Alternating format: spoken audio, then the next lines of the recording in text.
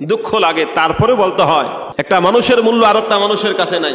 তোফাজ্জল নামে একটা ছেলে ছিল, তোফাজ্জল নামে একজন ছেলে, কলেজ ভার্সিটি পড়ুয়া, অত্যন্ত মেধাবীর অধিকারী ছিলেন।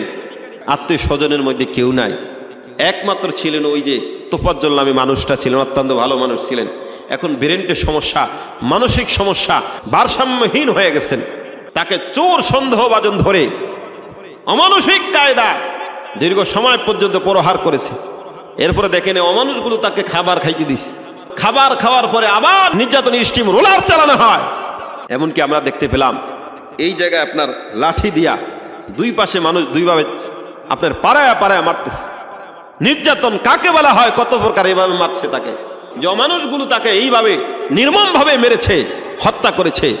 অমানুষগুলোকে ফাঁসি দিতে হবে, আইনের কাঠগড়ায় দাঁড়াতে হবে। কি বলেন, আমরা চাই কি না? চাই। এবং তার প্রাপ্য অধিকারটা তাকে বুঝিয়ে দেওয়া হোক। একটা মানুষের অবশ্যই দাম আছে। 5 জন ঘাতককে ধরেছে। এই জন্য আমি 100 বাদে আমাদের যিনি এখন আপনার প্রধান আছেন, রাষ্ট্রের যিনি প্রধান আছেন, ডাক্তার ইউনূস সাহেবকে ধন্যবাদ জানায়। উনি আরো দীর্ঘদিন পর্যন্ত, দীর্ঘ বছর পর্যন্ত ক্ষমতায় থাকার প্রয়োজন আছে। কারণ অমানুষগুলো সাইজ করার জন্য ওনার প্রয়োজন আছে। আরো দীর্ঘদিন, দীর্ঘ বছর পর্যন্ত থাক, তাহলে মা তার সঠিক প্রাপ্য পেয়ে যাবে, শিক্ষক তার সঠিক প্রাপ্য পেয়ে যাবে, ছাত্র তার সঠিক প্রাপ্য পেয়ে যাবে, প্রতিটা নাগরিক তার সঠিক প্রাপ্য পেয়ে যাবে। কোনোদিন মানুষ গুম হবে না, অন্যায়ভাবে হত্যা হবে না। মানুষ কোনোদিন আপনার বিভিন্ন থেকে জিনিস থেকে রেহাই পাবে। আল্লাহ পাক এই মানুষটাকে রাখুক, সকলে বলুন আমিন। নবীজি দুনিয়াতে আগমন করেছেন, আলহামদুলিল্লাহ। নবীজি দুনিয়াতে আগমন করেছেন। আগমন করার পরে নবীজি হিজরতের উদ্দেশ্যে মদিনায় গমন করেছেন। যখন নবীজি হিজরতের উদ্দেশ্যে মদিনায় গমন করেছেন, নবীর ডানে বামে সামনে পেছনে পাগলেরা আছে। তো পাগলেরা চিনেন?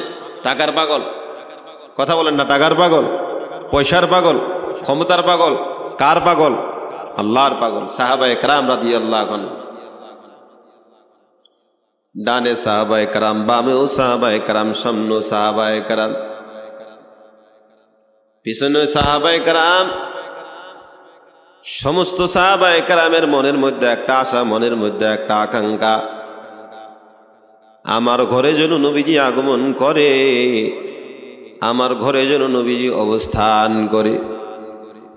এই জন্য সবার মনে একটা আশা আকাঙ্ক্ষা, আমার ঘরে যেন নবী আগমন করে, আমার বাসায় যেন নবীজি থাকে। এইটা ছিল সবার আকাঙ্ক্ষা, সবার মনের আশা আকাঙ্ক্ষা। এমনকি যেই যান বাহন নিয়ে নবীজি মদিনার অভিমুখে যখন রওনা করলেন, যানবাহনের রশি পর্যন্ত অনেকে ধরে রাখলেন। এবং কি কেউ কেউ বারবার মন চায় আমি আমার নবীর একটু ঘরের মধ্যে নেই, আমি আমার নবীকে একটু ঘরের মধ্যে প্রবেশ করাই। সকলের একটা আশা, একটা আকাঙ্ক্ষা। কিন্তু না না, ভাগ্যের চাকা যার কপালে ঘুরবে, যার কপালে হবে তার তো কপালে হয়ে গেল। সুবহানাল্লাহ। ও আল্লাহ ভাগের বান্দা, এমন সময় যখন সমস্ত সাহাবায়ে কেরাম রাদিয়াল্লাহু আনহুম ঘোড়ার লাগাম ধরার জন্য বারবার চেষ্টা মুজাহাদা করতেছে, এমন সময় নবী আমার বলেন, এরে সাহাবায়ে কেরাম, না না, ঘোড়ার লাগাম ধরে তোমরা কেউ তোমাদের বাসার কাছে যেতে চায় না, নিতেও চায় না। কারণ আজকের এই যানবাহন আমার হুকুমে চলবে না। আজকের যানবাহন হুকুমে চলবে কার? আরো জোরে বলুন, কার? আজকের যানবাহন একমাত্র কেবলমাত্র চলবে আমার আল্লাহর হুকুম মতো। যেহেতু আল্লাহর হুকুম মোতাবেক চলবে, কারো হুকুম অনুযায়ী চলবে না, তাহলে ধরেও কোনো লাভ নাই। এই যানবাহন যেই জায়গায় যে দাঁড়াবে, যেই জায়গায় থাকবে, যেই বাসার সামনে অপেক্ষমান করবে, যেই বাসার সামনে অবস্থান করবে, বুঝতে হবে ওই জায়গায় থাকা আমার হুকুম না, একমাত্র কেবলমাত্র হুকুম কার? একমাত্র হুকুম হলো আল্লাহর। এই কথা বলার পর সাহাবায়ে কেরাম রাদিয়াল্লাহু আনহু সামনে থেকে যখন সরে গেলেন, অর্থাৎ রশি আর কেউ ধরলেন না, রশি ধরা থেকে সবাই যখন পিছপা হয়ে গেলেন। এরে আল্লাহ পাকের বান্দা, এমন সময় আটিয়ারি পা পা করে যখন ঘোড়া চলতেছে, সর্বপ্রথম বনু নাজ্জার গোত্রের কাছে ওখানে যখন অবস্থান করলো, অবস্থান করার পর নবীরও তো মনের আশা, আমার নানার বাসার সামনে ঘোর অবস্থান করছে, মনের মধ্যে কত আশা কত আকাঙ্ক্ষা, কিন্তু এই জায়গায় বসার কথা নয়, সামনে কিন্তু অবস্থান আছে, কথা বলে ঠিক কিনা? নানার বাড়ির সামনে, বুঝেন তো, নানার বাড়ির সামনে যখন অপেক্ষমান যখন ছিল, কিছুক্ষণ ঘোরা ওই জায়গায় যানবাহন অপেক্ষা করার পর এরপর আবার যখন রাস্তা অতিক্রম শুরু করে দিলে, অতিক্রম হয়ে যেতে যেতে যেতে যেতে যেই ঘরেটা তুব্বা হেমিয়ারি রহমাতুল্লাহ আলাইহি যেই ঘরটা নবীজির জন্য বানায়, ওই ঘরের সামনে যারা যায়, ওই ঘরের সামনে ঘোড়াটা সম্পূর্ণ যায়া বসে গেল। ওই ঘরের সামনে যখন যায় বসে গেল, এমন সময় ওই ঘরের তদানীন্তন সময় জিম্মাদার ছিলেন আবু আইয়ুব আনসারী রাহিমাহুল্লাহ। আবু আইয়ুব আনসারী রাদিয়াল্লাহু আনহু ছিলেন জিম্মাদার। আবু আইয়ুব আনসারী রাদিয়াল্লাহু আনহু যখন দেখলেন, আবু আইয়ুব আনসারী রাদিয়াল্লাহু আনহু খুশিতে আত্মহারা হয়ে গেলেন, বাক বাক হয়ে গেলেন। কি যে আনন্দ, কি যে মনের আশা, কি যে মনের আশা আকাঙ্ক্ষা, এটা কোনোদিন বোঝানো কোনোদিন সম্ভব না, জোরে বলে ঠিক কিনা? এমন ছিল মনের আশা আকাঙ্ক্ষা, এমন ছিল মনের আশা আকাঙ্ক্ষা। দীর্ঘ শতাব্দী পর, দীর্ঘ বছর পর আখির জমানার পয়গম্বরকে আমি সামনে পেয়ে গেলাম। সুতরাং আমি সামনে পেলাম না, আমার তো ঘরের সামনে নবী হাজির হয়ে গেছে। কেমন মনের আশা, কেমন মনের আশা আকাঙ্ক্ষা। এই জন্য কুজিতে যখন আত্মখারা হয়ে গেল, সর্বপ্রথম সাহাবায়ে কেরাম রাদিয়াল্লাহু আনহুম চতুর্দিক থেকে জমা হয়ে গেল। এরপরে অনেক সাহাবায়ে কেরাম প্রায় মদিনাবাসীরা বললেন, ইয়া রাসূলুল্লাহ, ইয়া হাবিবাল্লাহ। নবীজি প্রশ্ন দেয়, সাথে সাথে জবাব দেয়। কত পাওয়া যায়? তারা মদিনাবাসী একসাথে জবাব দেয়, আমরা মক্কাবাসীর মতন আপনার সাথে কোনোদিন আচার ব্যবহার করব না, আপনাকে আমরা কোনোদিন আঘাত করব না, রক্তাক্ত করব না। এরকম সুন্দর সুন্দর বাণী নবীর সেক্ষেত্রে শুনিয়ে দেয়। এর নবীর উম্মত ওই ঘরে যখন হুজুর সাল্লাল্লাহু আলাইহি ওয়াসাল্লাম যখন প্রবেশ করলেন, প্রবেশ করার পর আবু আইয়ুব আনসারী রাদিয়াল্লাহু আনহু এবং তার পরিবার পরিজনদেরকে তারা উপরে উঠালেন, দোতলায় তাদেরকে যখন থাকতে দিলেন, এমন সময় হুজুর সাল্লাল্লাহু আলাইহি ওয়াসাল্লাম নিচতলায় নবীজি যখন অপেক্ষমান ছিলেন, নবী যখন নিচে যখন অবস্থান গ্রহণ করেছিলেন, বারবার আর্তনাদ করেছিলেন আবু আইয়ুব আনসারী রাদিয়াল্লাহু আনহু, ও নবী আমার, আপনি দোতলা আসেন। নবী বলেন, না না, আপনারাই থাকুন। সবাই বলেন, নবী আমার, আপনি দোতলা আসুন। তিনি বলেন, না না, দোতলা আমি যাব না, আমি নিচতলায় অপেক্ষমান করব। কেন নবীজি বারবার নিচতলায় থাকতে চেয়েছেন? নবী হলেন রাহমাতাল লিল আলামিন, মুহাম্মদুর রাসূলুল্লাহ সাল্লাল্লাহু আলাইহি ওয়াসাল্লাম। এই জন্য আমার আল্লাহ পাক রব্বুল আলামিন তিনি জানিয়ে দেন, ওয়া মা আরসালনাকা ইল্লা রাহমাতাল লিল আলামিন। আল্লাহ পাক বলেন, আমি আমার বন্ধুকে তামাম জগতের জন্য রহমত বানাইছি। জোরে বলি সুবহানাল্লাহ। নবীজি বলেন, আমি যদি উপরতলায় যাই, আমার সাথে একাধিক মানুষ আসবো দেখা সাক্ষাৎ করার জন্য, হাজার হাজার মানুষ আসবো দেখা সাক্ষাৎ করার জন্য, সাহাবায়ে কেরাম আসবো দেখা সাক্ষাৎ করার জন্য। তাহলে দোতলায় যদি বারবার যায়, নিচতলাওয়ালাদের জন্য সমস্যা হয়ে যাবে। এই জন্য না না, আমি তাদেরকে উপরে রাখলাম, আমি পয়গাম্বর নিচে রয়ে গেলাম। সুবহানাল্লাহ।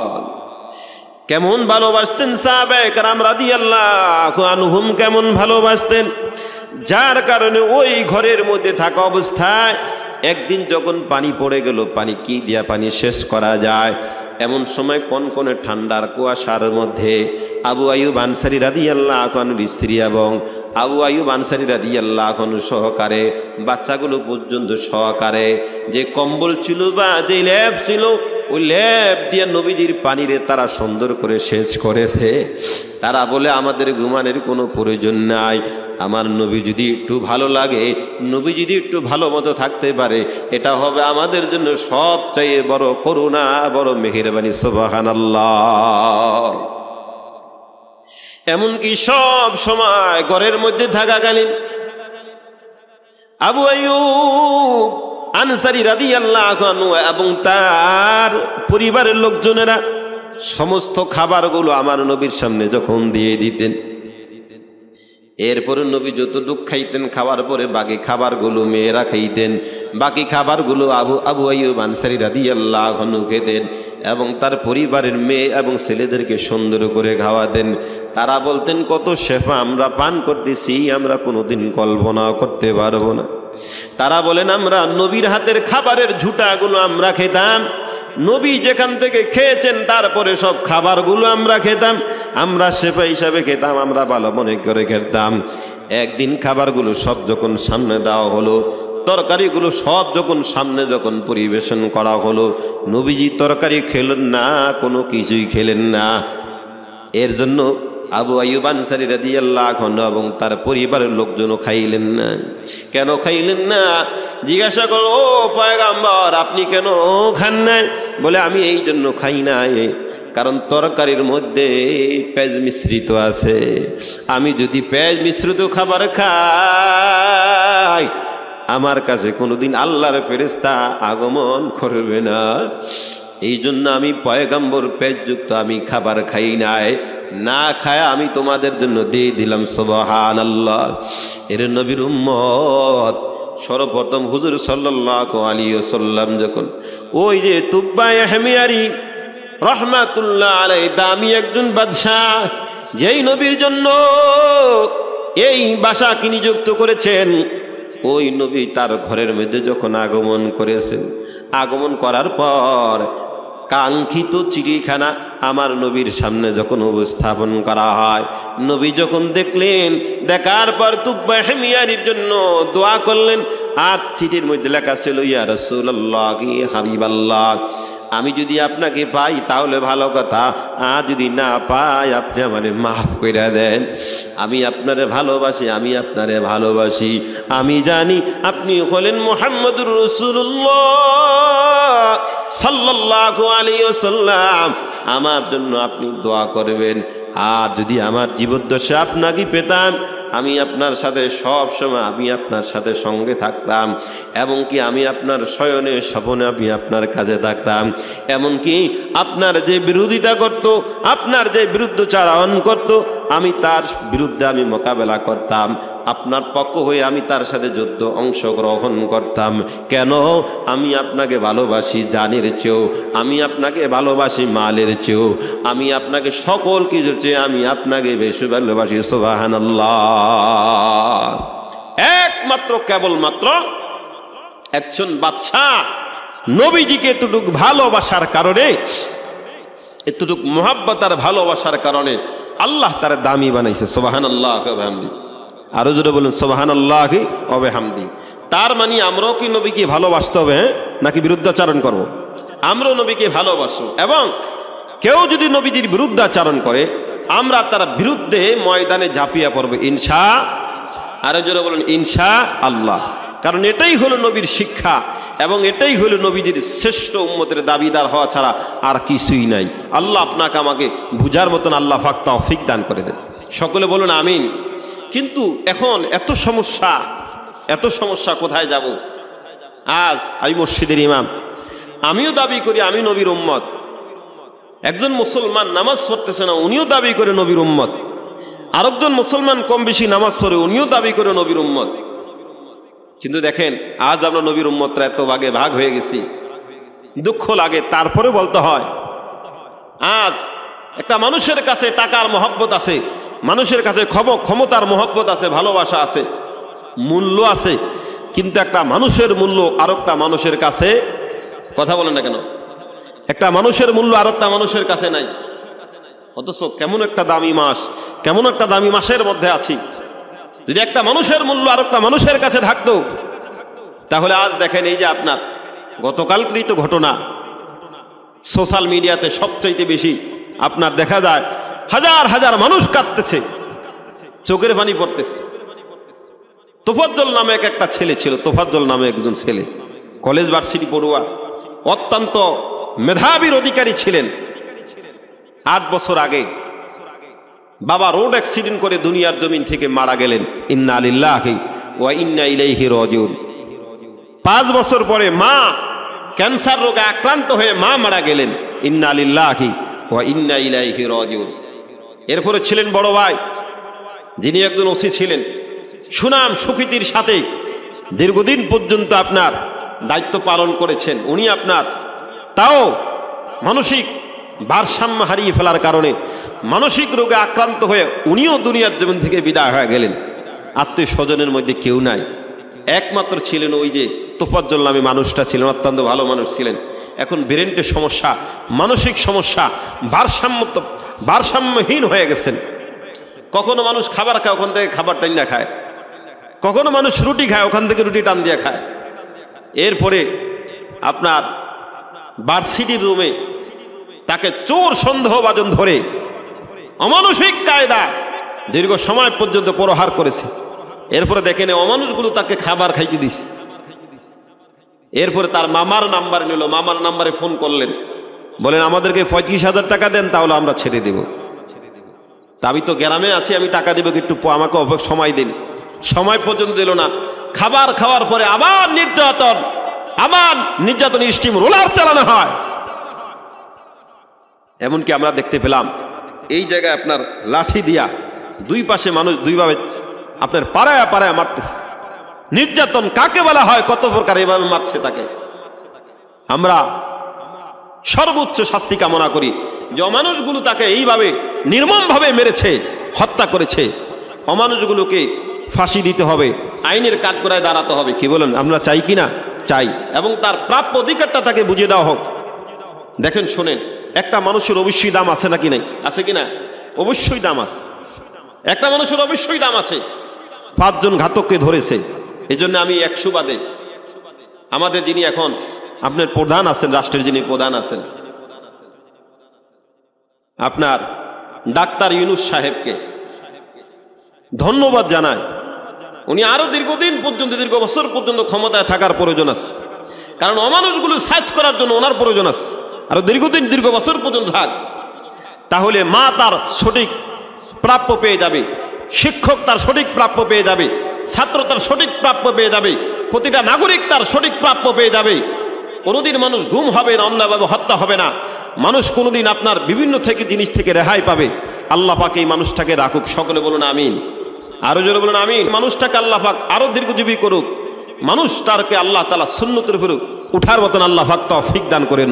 বলছিলাম আমরা যেহেতু নবীর উম্মত, দামি একটা মাসে, হ্যাঁ, একটা মানুষের কাছে টাকার মূল্য আছে, পয়সার মূল্য আছে, ক্ষমতার মূল্য আছে, জায়গার মূল্য আছে, জমির মূল্য আছে, কিন্তু একটা মানুষের কাছে কোনোদিন আপনার আরেকটা মানুষের জীবনের কোনো মূল্য নাই। জীবনের মূল্য আছে বলেন? জীবনের মূল্য থাকলে অন্যায়ভাবে একটা মানুষ আরেকটা মানুষকে কোনোদিন অত্যাচার, নিপীড়ন করতে এভাবে মানুষকে পিটাইতে পারে না। এই জন্য সর্বোচ্চ শাস্তি কামনা করছি, তাদেরকে শাস্তি দেওয়া হোক। বাংলাদেশ 10-12 জনকে যখন এভাবে ফাঁসির কাস্টে ঝুলে যখন শাস্তি দেওয়া হবে, সমস্ত অমানুষগুলো তার থেকে সোজা হয়ে যাবে। আল্লাহ পাক রব্বুল আলামিন আমাদের সকলকে বুঝার মতো তৌফিক দান করে দেন। জোরে বলুন আমিন। মুসলমান যেহেতু একটা কথা বলছি, আর একটা কথা একটু না বললে নয়। আমাদের বাংলাদেশের একটা জাতীয় মসজিদ হলো বাইতুল মোকাররম। এটা আপনারা জানেন না? আজকের ঘটে যাওয়া ঘটনা, আশ্চর্য হয়ে যাবে। আজকের ঘটে যাওয়া আশ্চর্য হয়ে যাবেন।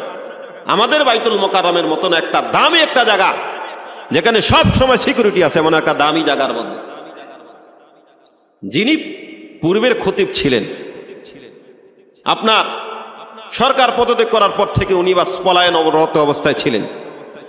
উনি যখন আসলেন, মাওলানা রুহুল আমিন সাহেব যখন আসলেন, আসার পরে অন্যায়ভাবে মিম্বর দখল করার জন্য খুতবা দিবেন, আলোচনা করবেন, এমন সময় মানুষ তার পিছনে নামাজ পড়তে সম্মতি না, অনেকে নাকচ করেছেন। কিন্তু কিছু তিনি ছাত্র আনলেন এবং তার কিছু দলবল আনলেন, আলার পরে মসজিদের মধ্যে একটা হট্টগোল শুরু করে দিলেন। ধাওয়া পাল্টা দেওয়া, অনেক মানুষ আহত হয়েছে, অনেক ছাত্ররা আহত হয়েছে। এই দায়ভার কে নিবে? এত সুন্দর আমাদের একটা প্রাণ কেন্দ্র বাইতুল মোকাররম। কষ্ট লাগে কথাগুলো বলতে। আমাদের প্রাণ কেন্দ্র বাইতুল মোকাররম, দায়ভার কে নিবে? এই জন্যে আমাদেরকে এক সময় কলঙ্কিত করেছে। এই রুহুল আমিন সাহেব এক সময় আমাদেরকে কলঙ্কিত করেছে। কওমি জননী উপাধি দিয়া পুরা কওমি অঙ্গনকে ধ্বংস করে দিয়েছে এই মানুষটা। আজ এই মানুষটা এখন আজকে আলেম সমাজ কলঙ্কিত। এই মানুষটাকে দ্রুত আইনের আওতায় আনা হোক। এরপরে দেখলাম আপনার হুজুর যখন আপনার পিছু সরলেন, যখন পলায়ন করলেন, আবার আবাকাবা পরিহিত, দেখেন বারপ্রাপ্ত খতিব আছে, কিন্তু বারপ্রাপ্ত খতিব আছে, তারপরেও কূটনৈতিক চাল অবশ্যই আছে কোনো একটা দলের। আপনার দেখলাম আবাকাবা পরিহিত একজন লোককে আনানো হলো, তার মানে এটা সম্পূর্ণ নাটকও হতে পারে। অথচ ডক্টর খলিলুর রহমান সাহেব অনেক বড় একজন আপনার লেখক গবেষক, ওনাকে এখান থেকে আপনার ওনাকে পিছনে সরায়া আরেকজনকে, তাদের মনোনীত একজনকে বসানো হলো। এই জন্য আমরা চাই জাতীয় মসজিদ সুন্দর হোক, আল্লাহর ঘরগুলো মসজিদ চলুক, সুন্দরভাবে চলুক। আল্লাহ পাক রব্বুল আলামিন এটা এমন একটা জায়গা যেখানে কাফের আসুক, বেঈমান আসুক, যে কেউ আসুক, নিরাপত্তা দিবেন কে? কথা বলেন, এখানে নিরাপত্তা দিবেন কে? আল্লাহ। আমরাও দেব ইনশাআল্লাহ। আসুন সম্মানিত হাজিরিন, হুজুর সাল্লাল্লাহু আলাইহি ওয়াসাল্লাম এই মাসে আসছেন। এই মাসে আসার কারণে আল্লাহ তাআলা পুরা দুনিয়ার রংকে আল্লাহ তাআলা আরো চমকে দিয়েছেন। সুবহানাল্লাহ। পুরা দুনিয়ার রংকে আল্লাহ তাআলা আরো চমকে দিয়েছেন। সুতরাং আরো একটু কথা না বললে নয়, আমাদের এই আলেম সমাজকে কলঙ্কিত করেছেন আরেকজন ব্যক্তি, যিনি হলেন ফরিদউদ্দিন মাসুদ সাহেব। অনেক বড় আলেম, কিন্তু সময় কথা বলে। এই লোকটার কারণে আমরা অনেক জায়গায় কলঙ্কিত হয়েছি। আল্লাহ তাআলা এই লোকটাকে বুঝদেও, এই লোকটাকে যখন আইনের আওতা নেওয়া হবে সব বের হয়ে যাবে ইনশাআল্লাহ। সম্মানিত হাজিরিন, এই মাসটা অনেক দামি মাস। এই মাসটা পেয়ে আমরা খুশি। কি বলেন? নবীজিকে পেয়ে আমরা খুশি। এই মাসের মধ্যে আসার কারণে আমরা খুশি। হুজুর সাল্লাল্লাহু আলাইহি ওয়াসাল্লাম যখন আল্লাহ তাআলা নবুয়তি দান করলেন, নবুয়তি দান করার পরে কোহে সফা একটা পাহাড় আছে, এই কথা বলবেন না, কোহে সফা একটা পাহাড় আছে, কোহে সফা পাহাড়ের উপরে দাঁড়ায় নবীজি ডাক দিলেন, এই আমার জাতি বাইরে আসেন। যখন ডাক দিলেন সমস্ত জাতিরা ওখানে চলে আসছে, নবীর বংশধর সবাই চলে আসছে। আয়েশা বললেন, দেখো আমি যদি আপনাকে বলি যে অচিরেই এই যে পাহাড়ের পাদদেশে একটা শত্রু বাহিনী আছে, আপনাদেরকে আক্রমণ করবে, আপনারা আমার কথা মানবেন? অবশ্যই মানবো। দেখবেন অবশ্যই মানবো, নিঃসন্দেহে মানবো। মানতে গিয়া কোনো প্রকার চুচেরা আমরা করব না, যেহেতু আপনাকেই তো আমরা আলামিন বলে স্বীকৃতি দিয়েছি। এমন সময় হুজুর সাল্লাল্লাহু আলাইহি ওয়াসাল্লাম বললেন, তাহলে সবাই আমাকে নবী হিসাবে গ্রহণ করে নেন। লা ইলাহা ইল্লাল্লাহু মুহাম্মাদুর রাসূলুল্লাহ সাল্লাল্লাহু আলাইহি ওয়াসাল্লাম, নবী হিসাবে আমাকে আপনারা গ্রহণ করুন। তাহলে আপনাদের সবাইকে আল্লাহ তাআলা দুনিয়াতে এবং আখিরাতে কামিয়াবি দান করে দিবেন। সুবহানাল্লাহ বলবেন না? আর জোরে বলি সুবহানাল্লাহ। এমন কথা যখন বললেন, সর্বপ্রথম তার চাচা আবুল আহাব বলল, আল সাইরুল ইয়াউমা লিহাযা জামাআতানা, আজ পুরা দিনের মধ্যে তুমি ধ্বংসপ্রাপ্ত হও, এই জন্য তুমি আমাদেরকে জমা করেছো। জোরে বলি নাউজুবিল্লাহ। আচ্ছা, নবী ভালো কথা বলছেন না খারাপ কথা বলছেন? কিন্তু এরপরও যখন বেঈমানের শরীরের মধ্যে যখন আপনার কাটা শুরু হয়ে গেল, বলে ও মোহাম্মদ, এই জন্য তুমি আমাদেরকে জমা করছো, মোহাম্মদ তুমি ধ্বংস হয়ে যাও। জোরে বলি নাউজুবিল্লাহ। যখন আবুল আহাব বলল মোহাম্মদ তুমি ধ্বংস হয়ে যাও, আল্লাহ পাক বলেন আমি আল্লাহ তোদেরকে ধ্বংস করে দিলাম। আচ্ছা, তাহলে কথা দুনিয়াদারটা থাকবে না আল্লাহর কথাটা থাকবে? আরে কথা বলেন, কথা থাকবে কারটা? আল্লাহরটা থাকবে। আল্লাহ যখন বলছে তোদেরকে ধ্বংস করে দিলাম, এরপরে আমার সাথে সকলে বলুন, তাব্বাত ইয়াদা সূরা যখন নাজিল হয়ে গেল, তাব্বাত ইয়াদা আবি লাহাবিন ওয়া তাব মা আগনা আনহু মালুহু ওয়া মা কাসাব সায়াসলা নারান যাতা লাহাবিন ওয়া ইমরাআতুহু হাম্মালাতাল হাতাব ফি জিদিহা হাবলুম মিন মাসাদ। এই সূরাটা যখন নাজিল হয়ে গেল, বেঈমান আবুল আহাব এবং তার স্ত্রী উম্মে জামিলের মাথা আরো গরম হয়ে গেল। এই সূরার মধ্যে আমার আল্লাহ জানি দেয়, আমি আল্লাহ আবুল আহাবকে আমি আল্লাহ তাআলা ধ্বংস করে দিলাম। যে ধ্বংস যখন করে দিলাম, এমন সময় আবুল আহাব বলল, হে মোহাম্মদ তুই আযাব গজবের আমাদেরকে ভয় দেখাও। এর মোহাম্মদ তুমি জানিয়ে নাও, এর মোহাম্মদ তুমি শুনিয়া নাও, আযাব এবং গজবের যেহেতু তুমি ভয় দেখাও, তাহলে তুমি শোনো, আমার টাকা আছে, আমার মাল আছে, আমার ছেলে সম্পদ আছে, সব ঘুষের মাধ্যমে আমি আযাব ও গজবকে আমি মাইনাস করে নেব। জোরে বলি নাউজুবিল্লাহ। আযাব ও গজবকে আমি মাইনাস করে নিব। এমন যখন কথা বললেন, আল্লাহ পাক রব্বুল আলামিন জানিয়ে দেয়, মা আগনা আনহু মালুহু ওয়া মা কাসাব সায়াসলা নারান যাতা লাহাবিন ওয়া মারআতুহু হাম্মালাতাল হাতাব ফি জিদিহা হাবলুম মিন মাসাদ। আল্লাহ পাক রব্বুল আলামিন যখন এই আয়াতে কারিমা নাজিল করে দিলেন, বেঈমানের চাঁদ আরো বেশি গরম হয়ে গেল। ও আল্লাহ পাকের বান্দা, কেমন গরম! অথচ নবী জাহান্নামী মানুষগুলোকে জান্নাতে মেহমান বানাবার জন্য নবীজি হাতে ধইরা ধইরা পায়ে ধইরা ধইরা বারবার বুঝাইলেন, কিন্তু তারা বুঝলো না। ও আল্লাহ পাকের বান্দা, এমনকি যখন এই সূরা যখন নাজিল হয়ে গেল, একদিন আবু লাহাব কি করলেন, বড় একটা পাথর নিয়ে আসলেন। বড় একটা পাথর নিয়ে আসার পর যখন নবীজি মক্কাতুল মুকাররমায় যখন বসা আছে, এমন সময় আবু লাহাব বড় একটা পাথর নিয়ে আসার পর উদ্দেশ্য হলো, মুহাম্মদের গায়ে আমি পাথরটা নিক্ষেপ করব, যাতে করে মুহাম্মদ দুনিয়ার থেকে ধ্বংস হয়ে চিরতরে যেন বিদায় হয়ে যায়। যখন উদ্দেশ্য করে আসলেন, আর আমার আল্লাহ নবীর জানিয়ে দিলেন, ফেরেশতার মাধ্যমে আমার আল্লাহ হেফাজত করলেন। কেমন আমার আল্লাহ হেফাজত করলেন? আবু বকর রাদিয়াল্লাহু আনহু আর নবীজি এক জায়গায় সুন্দর করে দুজন যখন বসা ছিল, এমন সময় আবু লাহাব আসলো। আবু লাহাব আসার পর নবীজি আবু বকর রাদিয়াল্লাহু আনহুকে সামনে পায়া বলেন, ও আবু বকর, তোমার সাথী কই? বলে, আমার সাথী কই? আমি তো দেখি না। আল্লাহর নবী বলেন, আল্লাহ লান তারানি, সে আমাকে কখনো দেখতে পারবে না, কারণ আমাকে একমাত্র কেবলমাত্র হেফাজত করবেন কে? আরো জোরে বলুন, কে হেফাজত করবেন? এবার যখন আবু লাহাব দেখলেন নবী ওই জায়গায় না, একমাত্র আবু বকর ওই জায়গায় আছে, আবু লাহাবের সাদ আরো বেশি গরম হয়ে গেল। জিজ্ঞাসা করলেন, আবু বকর, তোমার বন্ধু কই? আমি জানি না। এরপর আবু লাহাব বলল, তোমার বন্ধু আমারে গালমন্দ করে, উম্মে জামিলও গালমন্দ করে, এবং উম্মে জামিল পর্যন্ত মারার জন্য উপক্রম হয়ে গেল। তোমার বন্ধুরে কই? আমি আজ তোমার বন্ধুরে পাইলে দুনিয়া জমিন থেকে বিদায় করে দিতাম। নবীরে সব কথা সময় মতন শুনে দেখে। আরো জোরে বলুন, কে শুনে দেয়? সকল কথা আল্লাহ পাক রব্বুল আলামিন শুনে দেয়। এরপর ওখান থেকে রাগ যখন নিয়ন্ত্রণ হয় না, যখন চলে গেল, নবীজি তো সকল কিছু দেখলেন, অনুভব করলেন। অনুভব করার পর এরপরে নবী আমার ওর পরে আবু লাহাব বাসার মধ্যে যায় তার ছেলেদেরকে তিনি ডাকলেন। উতবা, উতায়বা, মাতাব সব ছেলেদেরকে ডাকলেন। 3 জন ছেলে ছিল। নবীজির 2 জন কন্যা, 2 জনে বিয়ে করেছিলেন। উতবা একজন বিবাহ করেছিলেন, উতায়বা একজন বিবাহ করেছিলেন।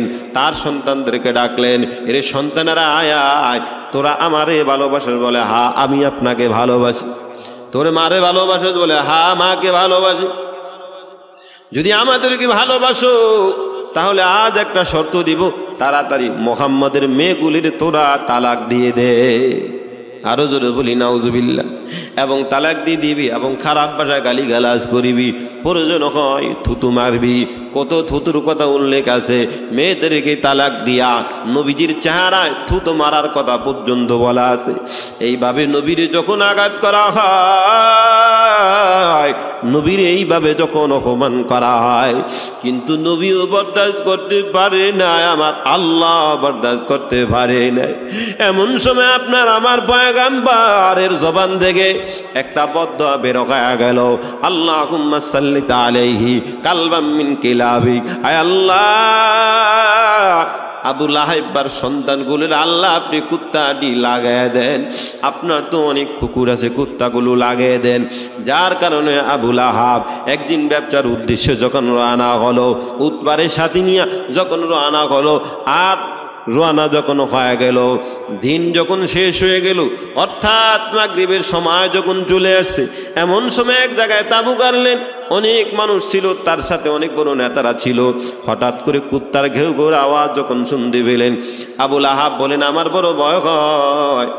ওই যে আব্দুল্লাহর বেটা মোহাম্মদ যে বদদুয়া করেছিলেন, আল্লাহুম্মা সাল্লিত আলাইহি কালবাম মিন কিলাবিক, আল্লাহ আপনার কুত্তাগুলোর মধ্য থেকে কুত্তাটা লাগিয়ে দেন, ওই বদদুয়ার আমার বড় ভয় হয়, আমার বড় ভয় হয়। এমন যখন করলেন, আর কওমের লোকজন বলেন, না না, ভয়ের কোনো কারণ নাই, আমরা এত মানুষ থাকতে মুহাম্মদের বদদুয়া কোনো কাজে লাগবে না। জোরে বলি নাউজুবিল্লাহ, আরো জোরে বলি নাউজুবিল্লাহ। বদদুয়া নবী জবান থেকে বের হয়ে গেল, কবুল করেছেন কে? নবীজির জবান থেকে বদদুয়া শুধুমাত্র বের হয়ে গেল, একমাত্র কেবলমাত্র বদদুয়াটা কবুল করছেন কে? আল্লাহ কবুল করছেন। যার কারণে সিরাতে ইবনে হিশাম থেকে শুরু করে একাধিক যত সিরাতের কিতাব আছে, সিরাতে মুস্তাফা বলেন, সিরাতে মোগলদাই বলেন, একাধিক সিরাতের মধ্যে আছে ওই নবীজির বদদুয়া থেকে আবুল আহাব বাঁচার জন্য, সন্তানকে বাঁচার জন্য, যেহেতু নেতা, সন্তানকে বাঁচার জন্য অনেক উঁচা একটা জায়গা করলেন, তাবু করলেন, অনেক মানে আপনার একটা কি জানি মিনারের মতন করলেন। ছেলেকে রাত্রে বেলা উপরে রাখবেন, যাতে করে মুহাম্মদের বদদুয়ারে যে কুত্তায় যেন আমার ভাতিজা, আমার ছেলেরা যেন কোনো ধ্বংস করতে না পারে। কিন্তু বুঝতে হবে, এই কুত্তা প্রেরণ করেছেন কে? আরে জোরে বলেন, কে প্রেরণ করেছেন? আল্লাহ প্রেরণ করেছেন। কি বলেন? গুলি মিস হইতে পারে, নবীজির বদদুয়া কখনো মিস হবে? আরে কথা বলেন না কেন? কখনো মিস হওয়ার আশা করা যায় না। যাই হোক, অনেক লোকের সমাগমের মাধ্যমে, নজরদারির মাধ্যমে, প্রকৌশলের মাধ্যমে, এমনকি আপনার বিভিন্ন আপনার ওইটাতে কি বলা হয়, এই যে আপনার বিভিন্ন সিকিউরিটির মাধ্যমে অনেক উঁচুতে রাখলেন, অনেক পাহারাদার নিযুক্ত করলেন, তারপরেও দেখলেন রাতের বেলা আল্লাহ কর্তৃক কুকুর আইসা তার ছেলেকে চিড়ে খেয়ে টুকরা টুকরা করে দিয়েছে। জোরে বলে আলহামদুলিল্লাহ, আরো জোরে বলে আলহামদুলিল্লাহ। তাহলে বুঝতে হবে, এই কুকুর দুনিয়ার কেউ প্রেরণ করে না, একমাত্র কেবলমাত্র এই কুকুর প্রেরণ করছেন কে? একটু আওয়াজ করে বলেন, কে প্রেরণ করেছেন? আল্লাহ এই কুকুরকে প্রেরণ করেছেন। সুবহানাল্লাহ ওয়া বিহামদিহি। এই মুয়াজ্জিন সাহেব এদিকে আসেন। এই কুকুরকে প্রেরণ করেছেন কে? আল্লাহ প্রেরণ করেছেন। তা শুন, আল্লাহ পাক রব্বুল আলামিন এই কুকুরকে প্রেরণ করেছেন। এদিকে আসো, তাড়াতাড়ি আসো, উপরে মাইকটা দিয়ে দেওয়া হবে।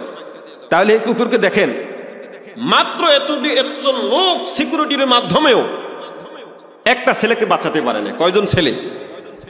একটা ছেলেকে বাঁচাতে পারে না। তাহলে বুঝতে হবে অভিশাপ কেমন বড় অভিশাপ। নবীজি কষ্ট পেয়েছেন, নবীজি আঘাত পেয়েছেন।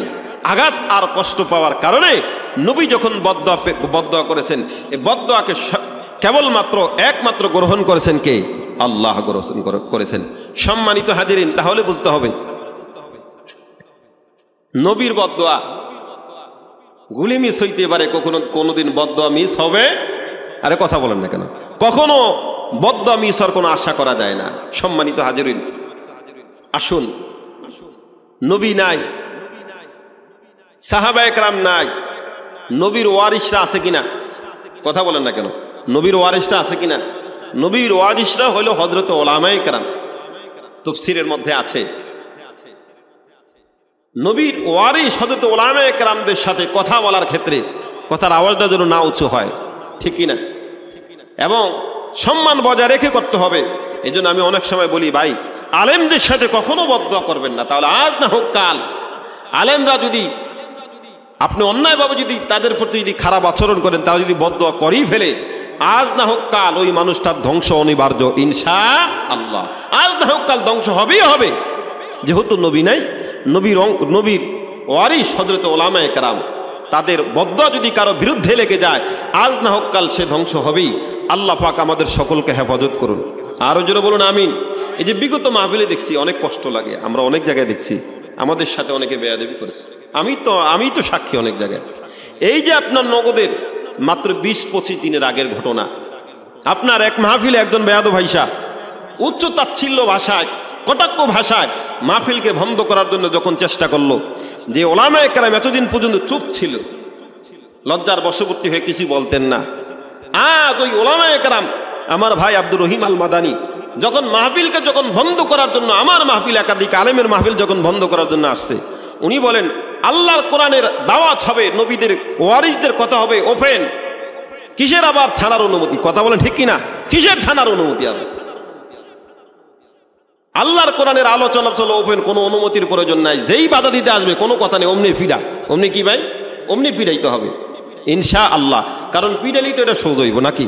তা শুন, নবী যখন বদদোয়া করেছেন ওই বেঈমানের ক্ষেত্রে, যখন গুলি মিস হইতে পারে নবীজির বদদোয়া মিস হবে না, তখন সন্তান তো মারা গেল, সন্তানকে টুকরা টুকরা করে খেয়ে ফেললো।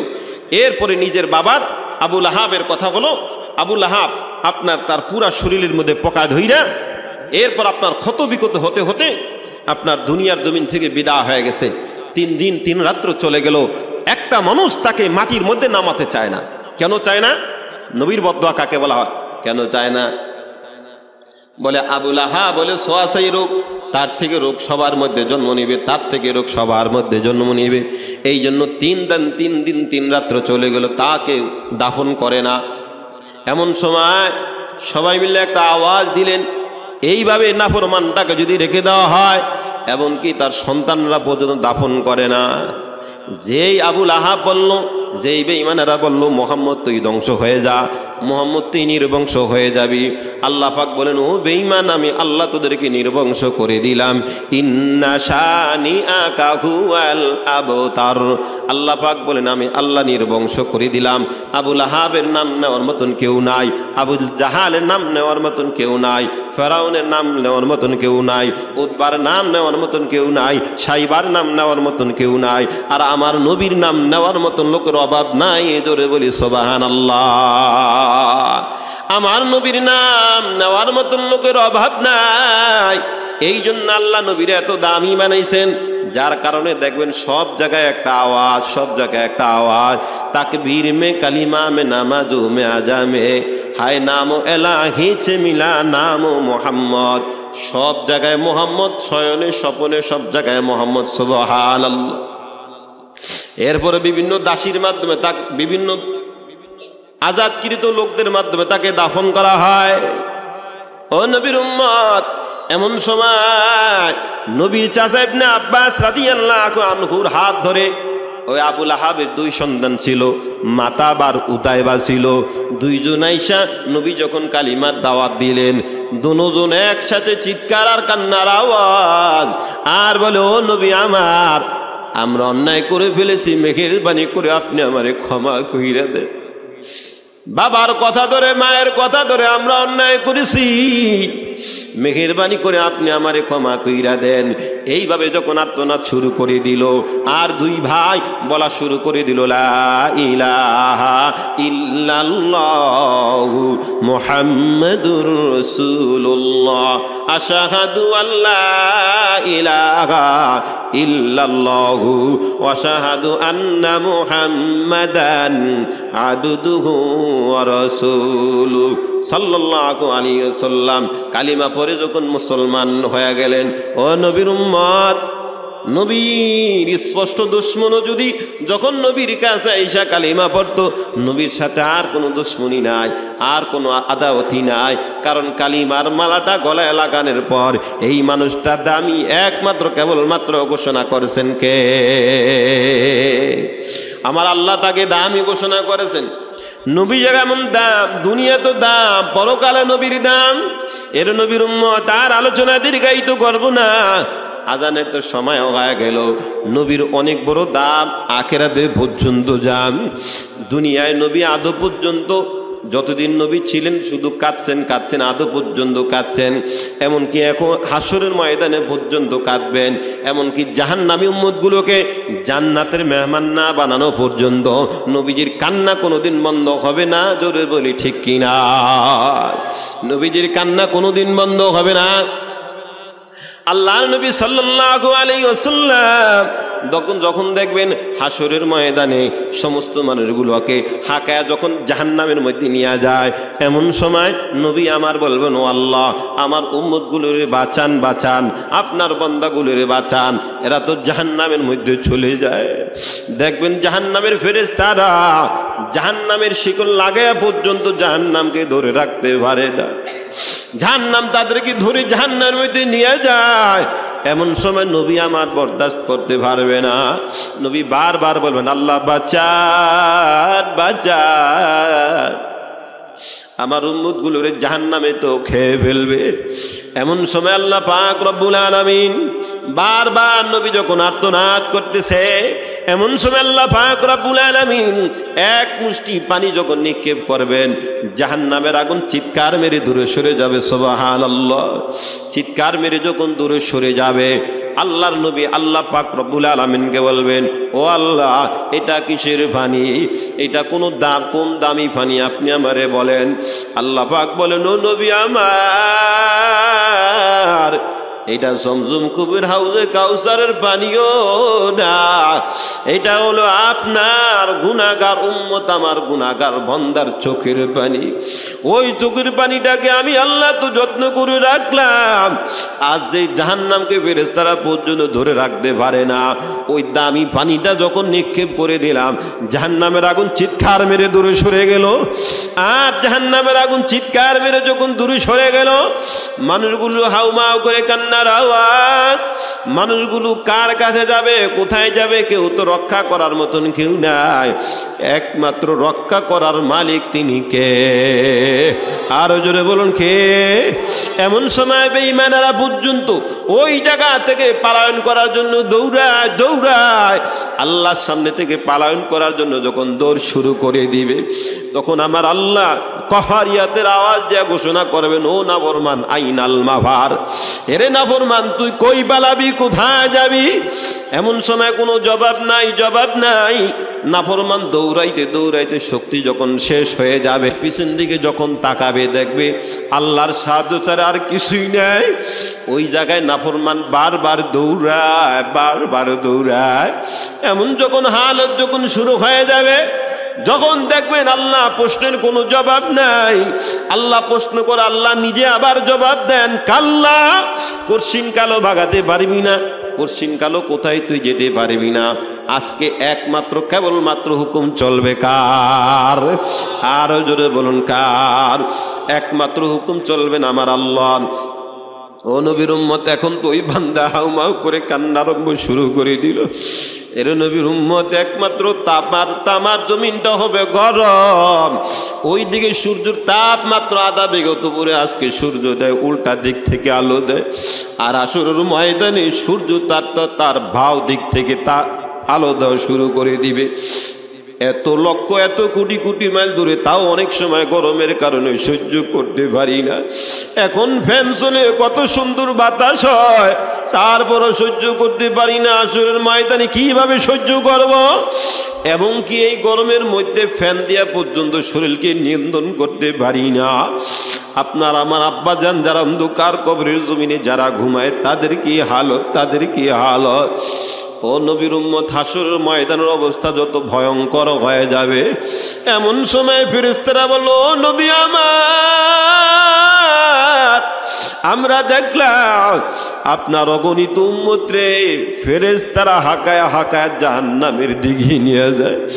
এমন সময় নবী আবার দৌড়ায় দৌড়ায়, নবী আমার পাগল পারা হয়ে যখন দৌড় শুরু করে দিবে, উম্মতের মাঝে এইভাবে দুইটা হাত প্রসারিত হয়ে যখন দাঁড়িয়ে যাবে, আর বলবে, তোরা কারা, পরিচয় দাও। ও ফেরেশতা, কেন এদেরকে জাহান্নামে নেও তোমরা আমার একটু বলো। এদের নেক কম, গুনাহের পাল্লা বেশি হয়ে গেছে, এই জন্য এদেরকে জাহান্নামে নেই। নই বলে, না না, এটা কোনোদিন সম্ভব হবে না, আমি মানি না। আমার সামনে এদের নেকের পাল্লা গুনাহের পাল্লা টান দাও। যখন টান দেওয়া হবে, গুনাহের পাল্লাটা ভারী হয়ে যাবে, নেকের পাল্লাটা হালকা হয়ে যাবে। ওই সময় আপনার আমার দয়ার নবী মায়ার নবীর পকেট থেকে একটা কাগজ বের করে দিবে, যে কাগজের মধ্যে লেখা থাকবে লা ইলাহা ইল্লাল্লাহু মুহাম্মাদুর রাসূলুল্লাহ। এই কাগজটা যখন মিজানের পাল্লাটা নেকির পাল্লাটা যখন দেওয়া হয়, আর গুনাহের পাল্লাটার কোনো ওজনই হবে না, সাথে সাথে নেকির পাল্লাটা সম্পূর্ণ ভারী হয়ে যায়। গুনাহের আর কোনো খবর থাকবে না, নেকের পাল্লাটা ভারী হয়ে যাবে। ও নবীর উম্মত, আমি ছিলাম গুনাহগার, আমি ছিলাম জাহান্নামের অধিবাসী, আমি ছিলাম জাহান্নামের দ্বার প্রান্তে। নবীর কষ্ট মুজাহাদা হওয়ার কারণে, নবীর মেহনত আর মুজাহাদা হওয়ার কারণে, দয়ার নবী মায়ের নবী হওয়ার কারণে, নবীর রহমাতাল লিল হওয়ার কারণে, নবী আপনার আমার নবীর উসিলায় আমাকে আমার আল্লাহ জান্নাতের মেহমান বানিয়ে দেন স্বয়ং আমার আল্লাহ। এই জন্য মৃত্যু পর্যন্ত নবীর সুন্নত এবং নবীর আদর্শ নিয়া নিয়া আমার আল্লাহ অন্ধকার কবরে সাজাতে পারি সেই তৌফিক দান করে দেন। আলহামদুলিল্লাহি রাব্বিল আলামিন। রব্বানা যালামনা আনফুসানা ওয়া ইল্লাম তাগফির লানা ওয়া তারহামনা লানাকুনান্না মিনাল খাসিরিন। রব্বিরহামহুমা কামা রব্বায়ানি সগীরা। রব্বিরহামহুমা কামা রব্বায়ানি সগীরা। এর দয়ার মালিক আমার আল্লাহ, মেহেরবানি করে আমাদের সকলকে মাফ করে দেন আল্লাহ। ঈমানের মতো মহাদৌলত দান করে দেন আল্লাহ। আল্লাহ ঈমানের মতো মহাদৌলত দান করে দেন আল্লাহ। আখলাকি জিন্দেগি দান করে দেন আল্লাহ। আল্লাহ আখলাকওয়ালা জিন্দেগি দান করে দেন আল্লাহ। নবীর আদর্শ নিয়া নিয়া অন্ধকার কবর সাজাতে পারে সেই তৌফিক দান করে দেন আয় আল্লাহ। আয় আল্লাহ, আমাদের যাদের মা নাই, আমাদের যাদের আব্বা নাই, আল্লাহ তাদের কবর আযাবগুলো মাফ করে দেন আল্লাহ। অনেকে বলে হুজুর আমার আব্বাজানকে কবরের জমিনে আমি ভালো অবস্থায় আমি কোনোদিন দেখতে পাই নাই, আমার মাকে আমি কোনোদিন কবরের জমিনে ভালো অবস্থায় দেখতে পাই নাই। এরে মাওলাই কারীম ওই সমস্ত মা বাবাগুলোকে মাফ করে দেন আল্লাহ। তাদের কবরগুলো জান্নাতের বাগিচা বানিয়ে দেন আল্লাহ, জান্নাতের বাগিচা বানিয়ে দেন। ও মাওলা, দুনিয়াতে তো পরিমাণ গরম, যেই গরমের কারণে আল্লাহ থাকতে পারি না। আল্লাহ কবরের হালত কেমন হয় জানি না রে আল্লাহ। আল্লাহ দুনিয়ার জমিনে ফ্যান চলার পরও শরীর ঠান্ডা হয় না, আখিরাতের জমিনটা কত বড় ভয়ঙ্কর হবে, কত বড় ভয়ঙ্কর হবে আল্লাহ, কত বড় ভয়ঙ্কর হবে রে আল্লাহ। ওই আখিরাতের জমিনের আযাব ও গজব থেকে আমাদের সবাইকে হেফাজত করে দেন আল্লাহ। আল্লাহ আমাদের মা বোনদেরকে পর্দাওয়ালা বানিয়ে দেন আল্লাহ, নামাজিওয়ালা বানিয়ে দেন, শরিয়া মোতাবেক চলতে পারে সেই তৌফিক দান করে দেন আল্লাহ। আমাদের সন্তানগুলোকে প্রকৃত মানুষ বানিয়ে দেন আল্লাহ। আমাদের মসজিদের ডানে বামে অনেক মুর্দিগান ঘুমায়, যাদের সন্তানেরা মসজিদে যখন আসে কান্না করতে করতে পাগল পাড়া হয়ে যায়, আর কবরের কাছে যায় মাসুম বাচ্চার মতন বারবার আব্বা আব্বা বলে ডাক দেয়, আবারও কখনো মা মা বলে ডাক দেয়, আবার কখনো জোরের ভাই বলে ডাক দেয়, আর বলে আব্বা জান দেখেন আপনার সন্তান আমি হাজির হয়ে গেছি। আল্লাহ মেহেরবানি করে সমস্ত মুর্দেগানদেরকে মাফ করে দেন আল্লাহ, তাদের কবরগুলোকে জান্নাতের বাগিচা বানিয়ে দেন আল্লাহ। সিরাতুন নবীর মাহফিল যাদের উদ্যোগে আল্লাহ হয়ে গেল, ওই সমস্ত ভাইদেরকে কবুল আর মঞ্জুর করে দেন, আমাদের সকলকে মাফ করে দেন আল্লাহ। আমাদের মাদ্রাসা মসজিদকে ভরপুর কামিয়াবি দান করে দেন আল্লাহ।